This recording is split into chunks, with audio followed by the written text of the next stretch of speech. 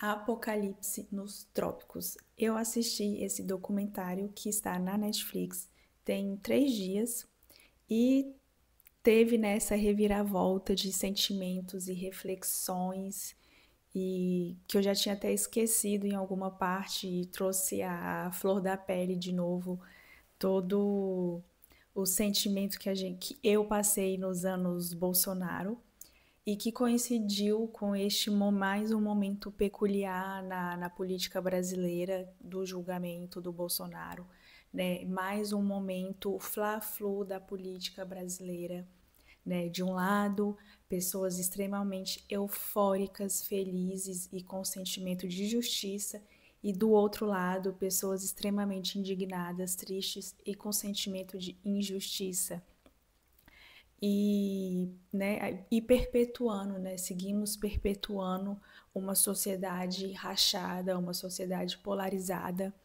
e sempre pautada é, na emoção, né? Não só na emoção, mas o brasileiro é muito pautado na emoção, seja, né, seja para o esporte ou seja para a política. E depois de 3 anos morando na França, hoje eu já consigo entender e reconhecer que eu vejo isso, claro, de longe, eu não estou lá no, no, no foco, né? Se eu tivesse ainda morando no Brasil, eu não sei como seria a minha visão disso tudo, mas morando na França eu vejo com um pouco de estranheza, sabe? Tanta euforia ou tanta indignação, né? Esse apego a personalidades políticas, né? Aqui na França isso é algo assim completamente inimaginável, né? Realmente acompanhar um processo contra um político dessa forma, dessa paixão, com essa emoção e comemoração. Aqui na França é algo inimaginável, realmente. O meu marido, né, olha para isso muito e não sei, sério, eu não sei nem mais explicar, mas acho que a gente ainda tem muita imaturidade política para lidar com grandes questões, né? E que tem um impacto muito grande, mas a gente está sempre ali muito comovido, tudo muito intenso para coisas que são muito complexas, né? Não é o bem contra o mal. Enfim, o vídeo não é sobre isso, o vídeo é sobre o documentário. Gente, desculpa a cara de sono, a roupa, eu tô filmando esse vídeo sábado de manhã, realmente de última hora, completamente improvisado, mas eu tô aqui com o meu computador porque toda vez que eu quero fazer um vídeo, quando vem uma ideia, eu escrevo antes de tudo. Apocalipse nos Trópicos, você tem que assistir para dar a sua opinião. Se quiser falar mal, tem que assistir. Se quiser falar bem, tem que assistir. Se quiser ter uma opinião. Eu assisti e é isso que eu vou fazer aqui, dar a minha opinião. E o meu veredito é que o documentário tinha tudo para ser bom, mas ficou no meio do caminho, né? A diretora tinha a faca e o queijo na mão para explorar, porque é um assunto muito pertinente. O assunto, o foco da pesquisa do documentário é a coaptação da igreja evangélica para interesses políticos. Se a diretora, a Petra, tivesse ficado só com esses elementos e explorado isso até, né, o 8 de janeiro, que é ali o ápice, né, do fadídico e vergonhoso 8 de janeiro, seria muito melhor, muito válido.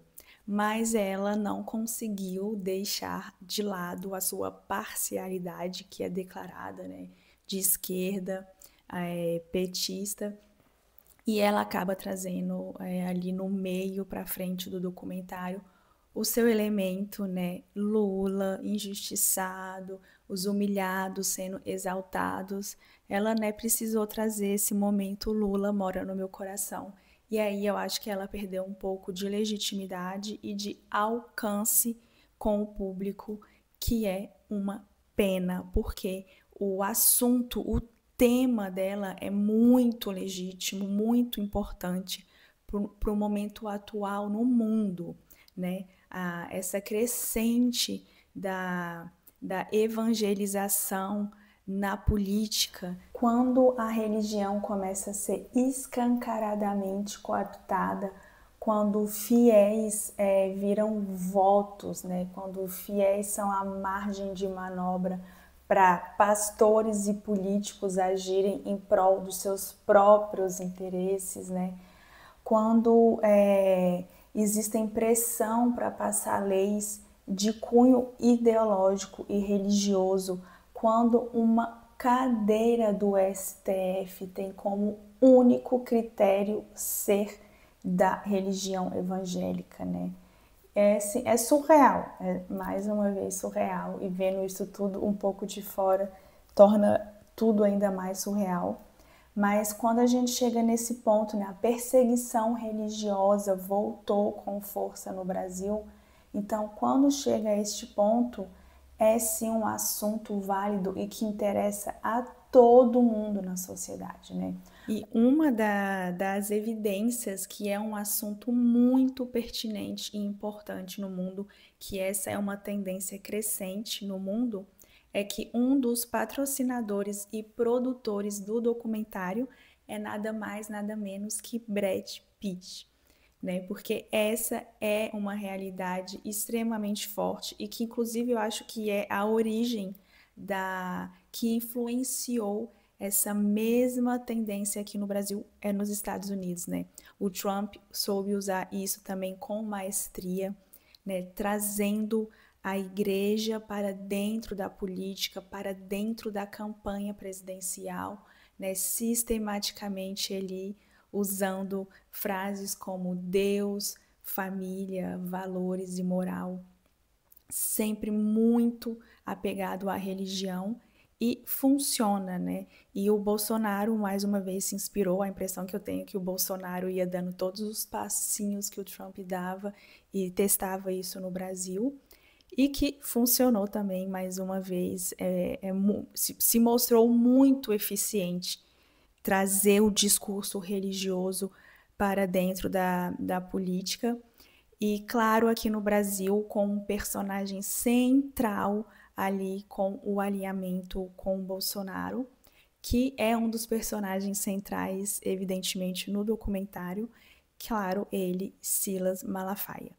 Assistindo o documentário, deu para ver e entender que foi um match, assim, um encontro de almas, né? Realmente, Bolsonaro e Silas Malafaia, almas gêmeas, assim.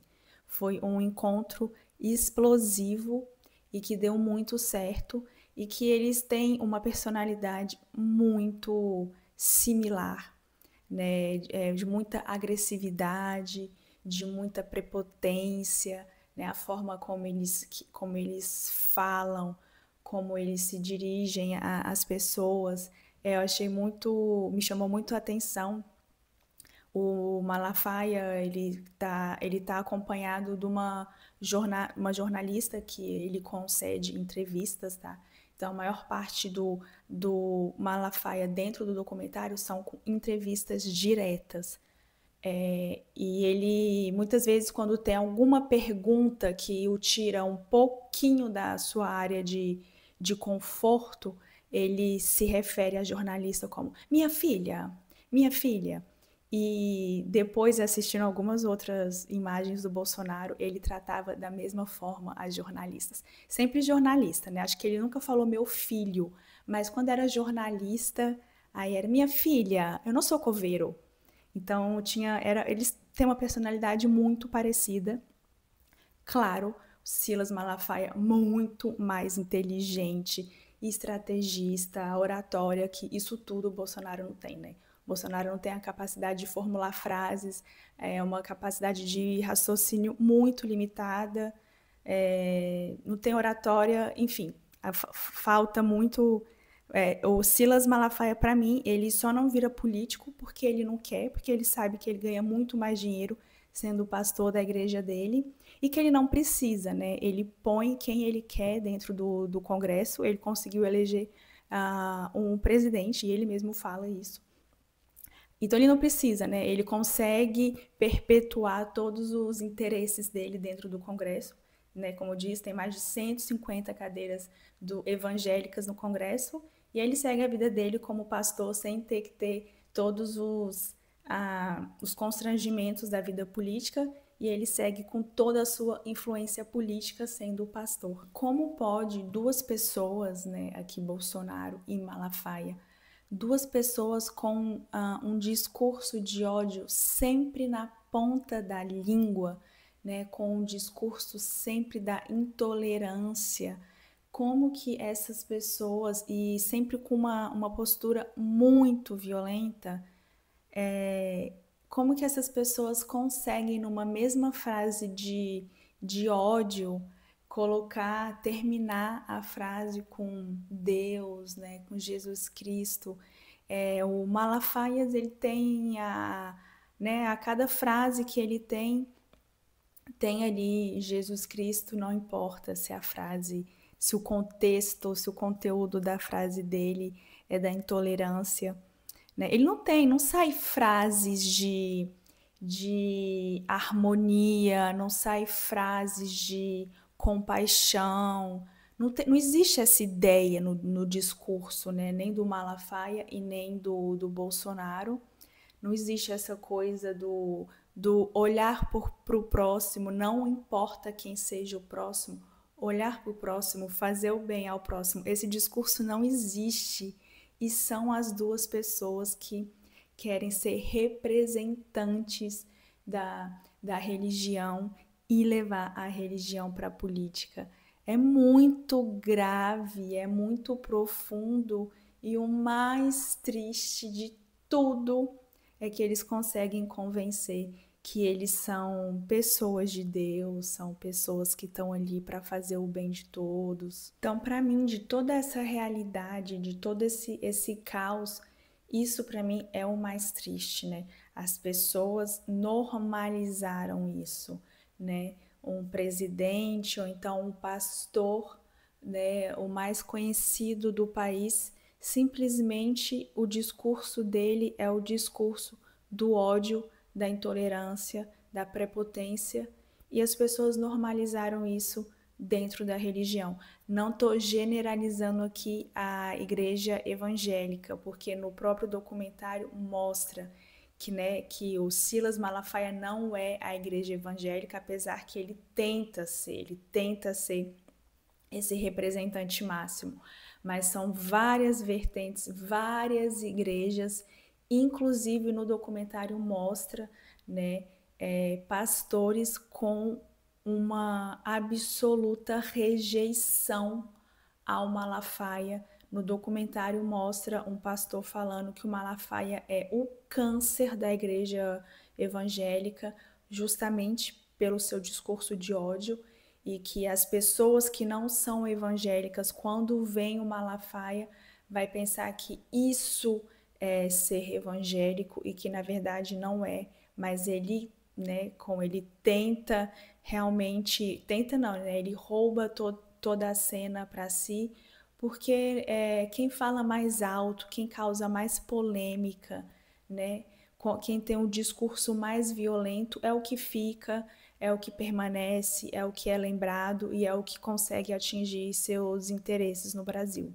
E isso, para mim, é muito pessoal, assim. Eu acho que em relação a isso, realmente que a minha abominação ao Bolsonaro se consolidou, assim, de uma forma irrecuável. De ter pessoas, né, próximas que eu amo, pessoas do bem, que falam que são pelo Bolsonaro, votam no Bolsonaro, estão a favor do Bolsonaro, porque o Bolsonaro é um bom homem, porque Bolsonaro fala de Deus. Então, é sobre essa gravidade de que a sociedade brasileira ainda por N motivos que não cabem no vídeo, ainda é essa sociedade que precisa de muito pouco para identificar alguém como religioso, alguém de Deus, né? Basta essa pessoa verbalizar a palavra Deus, né? Basta falar que o que ele está fazendo é por Deus, é pela religião, basta isso. Né? A gente não vai além de analisar um discurso de intolerância, a gente não vai além disso. Então, assim, ele entendeu, né? As pessoas em torno dele entenderam que precisa de muito pouco para você convencer que você é um homem religioso e com isso você consegue votos, né? Realmente foi muito eficiente e isso é algo que me custa muito caro, esse lado do Bolsonaro, que para mim é o ponto que não existe negociação, né? Eu abomino completamente ele por isso e por várias outras coisas, mas isso é algo assim cristalizado em mim. Assistindo ao documentário, uma das primeiras sensações que veio, né, que um insight que era o que eu já sentia, sobretudo durante a pandemia, mas vendo o documentário, eu via, eu sentia, né, este completo, eu vou dizer quase desespero do Bolsonaro, de tão perdido que ele estava, de tão despreparado que ele é politicamente, né, de ter uma estratégia, de conseguir argumentar, de conseguir encarar os fatos, do total desespero, né? E tem alguns momentos que eles têm as imagens, né, quando os jornalistas iam lá no Palácio da Alvorada comentar, falar dos dados, das estatísticas da pandemia, e você viu o total desespero e despreparo e descaso, sobretudo, né? E no documentário mostra um vídeo onde, mais uma vez, uma jornalista comenta o número de mortes do dia. E ele realmente, o vídeo, sei lá, ele fica 2 minutos falando sobre e daí? E daí você quer que eu faça o quê? Todo mundo vai morrer, eu vou morrer, você vai morrer, a gente vai feder igual. E ele continua.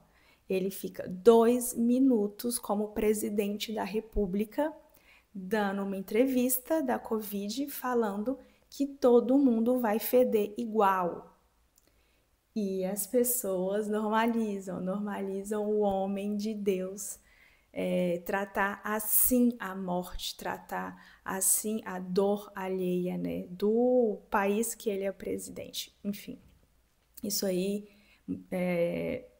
acho que quem é sensível a isso já está careca de saber dessa fala, dessa análise.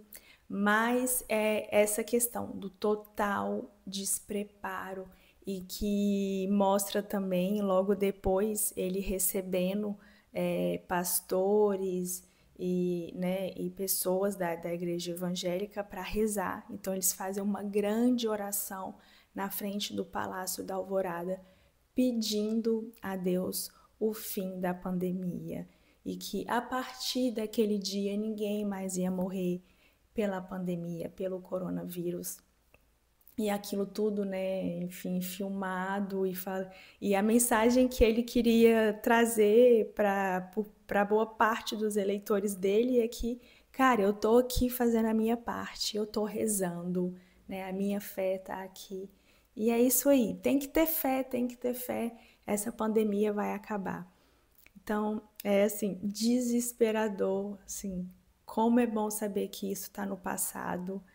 E, e uma das coisas que mais me deixava surpresa é como que pessoas mais lúcidas não ficavam angustiadas com o nível de despreparo do Bolsonaro.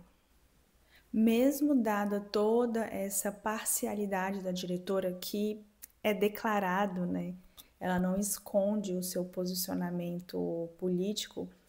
Mesmo assim, o que ela traz no documentário é baseado, sobretudo, em entrevistas e em filmagens, imagens jornalísticas.